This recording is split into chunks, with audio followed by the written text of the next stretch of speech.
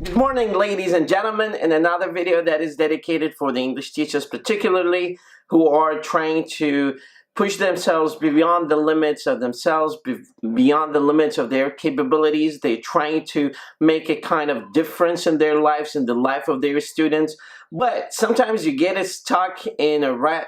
You're not moving forward, professionally speaking, just because you got stuck in a kind of job that you do it repeatedly. So how come you do this, and how come you can take yourself out of the gravity of this loop and push yourself a little beyond your limits, leaving your comfort zone, trying to challenge yourselves and your skills and trying to become a more successful English teacher? This is the video that is dedicated for this only purpose. Now, in order to get to the core of the problem that you're encountering right now, we need to do a kind of diagnostic test for you to see if you are the kind of person who is stuck in a rut or who is trying to leave his comfort zone to stretch his skills and capabilities to become a more successful English teacher.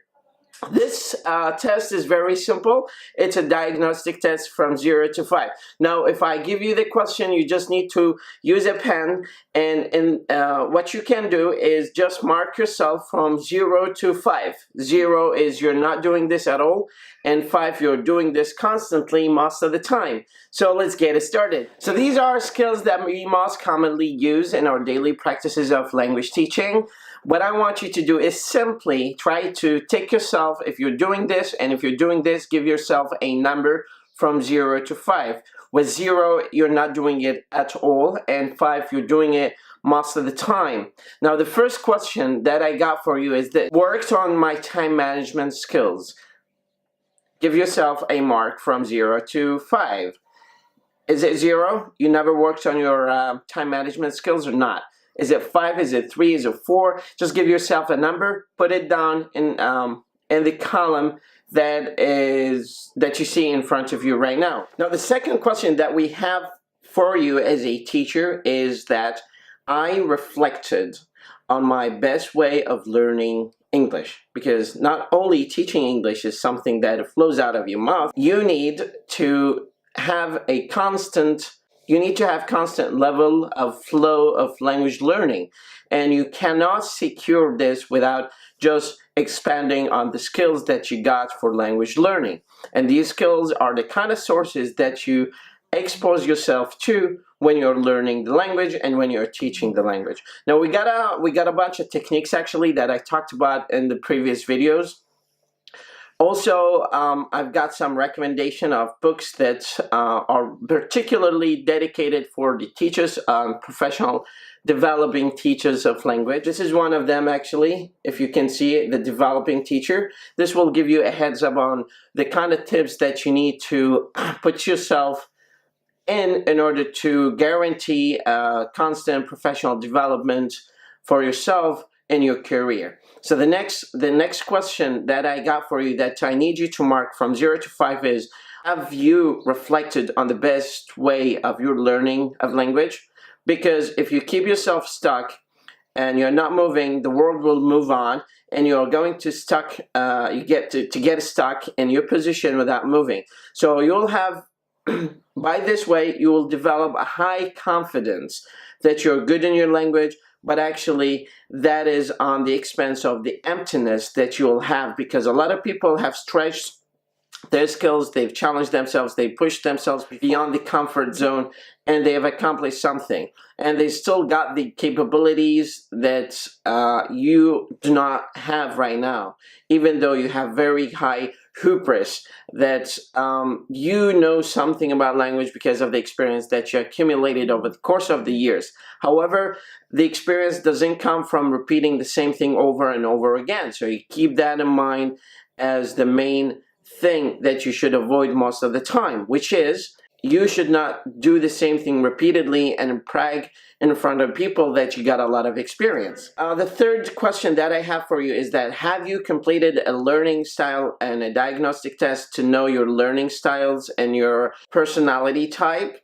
Now, you need to do a diagnostic test to know your learning style and personality type, because this will give you an overview, an eagle's eye perspective on the kind of person you're dealing with, inside yourself, and how to remedy the weaknesses that you have developed over the course of doing the same thing repeatedly. If you're stuck in an office or a government office that you can't just take yourself out of because it's a government contract and you need to constantly teach the same thing over and over, which is a kind of like dilemma for a lot of Iraqi teachers who are teaching English. We call them NEST, N-N-E-S-T, non-native English speaking teachers. We call them NEST. So you need to develop a kind of like different nest for yourself that is looking forward to get more experience, whether that's through scholarship, prospective scholarship programs that are offered constantly annually to Iraqi citizens from other countries like Holland, Germany, or United States, like Fulbright scholarship programs. Have you reflected on your teaching? You need to give a score from 0 to 5. If you've done this, you need to make sure that this reflection is based on the principle of what am I doing right, what am I doing wrong, what am I missing, what's the best thing that I should keep in mind in order for me to become a better teacher. Have I started to learn another language? Like sometimes a lot of people actually get stuck in learning English and they stop at that point. But a lot of people actually try to detour from English at the point of proficiency to other languages like French, Spanish, German, and try to explore these kind of languages, not to the point of perfecting them, but to the point of understanding the structure and how it's used and the form of the language and how it's intertwined with Arabic or English or other languages that they studied, because they need to understand the network of connections that these languages share in common and how they are affecting each other. This way will give them strength in the field of like knowing which loan word is coming from and how this word is derived and how this word is inflected in dictionaries and how they can deliver this piece of information to their students. Have I talked about what stresses me out in the lessons? What is stressing you in the lesson? What is the main thing that just makes you stressful? This is the thing that you need to ask yourself. Have you reflected about it? Like give your score from 0 to 5 and try to reflect a little bit about it. Try to diagnose it and try to present to yourself possible potential resolutions to this kind of stressful situations that you may encounter. Like for example, a lot of actually teachers, when they kickstart their learning and teaching career, they get into the trouble of not knowing how to design a lesson plan. And every lesson they start on on a daily basis, they get stressful in the morning. Like I got colleagues of mine, they avoid talking to us in the morning just because they got a lot of stressful work load in the morning for their students. Have you read a professional journal about language teaching, or TFL? Teaching a foreign language? This is something essential for you as an English teacher to do constantly on a weekly basis, if not daily basis. For you, the next question for you is, do you have a teaching diary? And have you read any book that has to do with TFL? I talked about these kind of things and these kind of books in the previous videos, specifically the 15 books. I talked about this in the 15 books recommended for you as an English teacher and learner. I intentionally said English teacher and learner because the teacher is always learning from students, from his colleagues, from the people who is trying to reach out to get more experience in his field. So please check out that video because it's got a lot of information that's got to do with how to develop your skills based on a book or a diary that you read. Or a diary of other teacher that you read. And you have to keep yourself in the loop of the best new methods of language teaching, especially nowadays we are dealing with something called CALL, Computer Assisted Language Learning. And in this field, they talk a lot about how to teach students distantly because this is like the new trend.